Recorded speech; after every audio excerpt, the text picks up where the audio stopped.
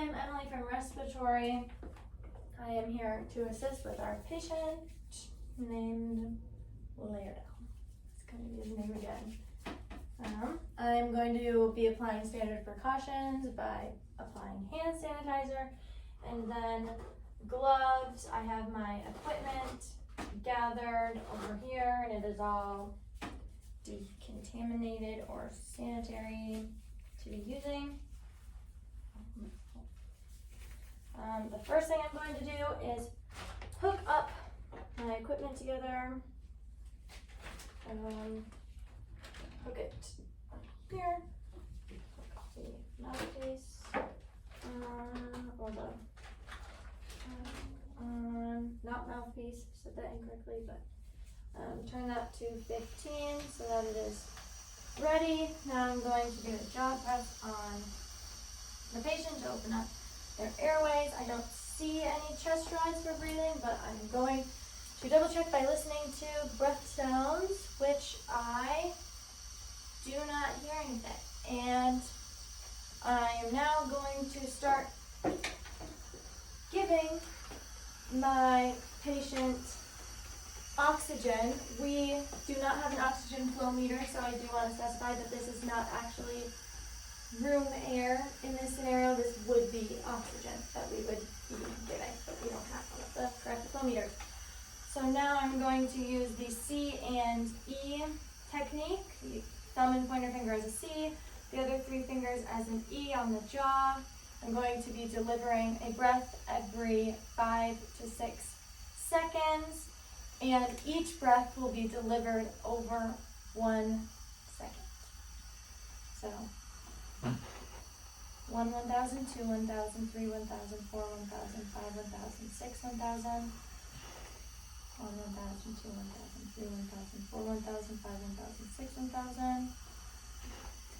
And I want to allow for the bag to fully refill between each breath, but that got stuck to my patient.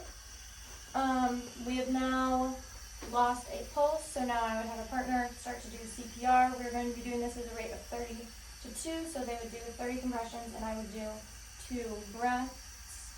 Again, each of the breaths being given over 1 second, and I could have somebody be auscultating on the lungs during the breaks from compressions, and I could also be trying to visually assess. So 28, 29, 30, 28, 29, 30. Okay.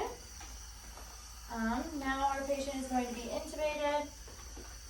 I'm going to continue to be assessing the patient for their spontaneous breathing, which they still are not because now they are being intubated. I'm going to be watching their pulse. That I'm going to pretend like it's in correctly. Going to now hook this up. Now this time we are not going to be interrupting the compressions with the breaths, and we are just going to be giving them every 6 to 8 seconds. And if the patient starts to spontaneously breathe, I would try to cooperate my bag breaths with theirs if possible.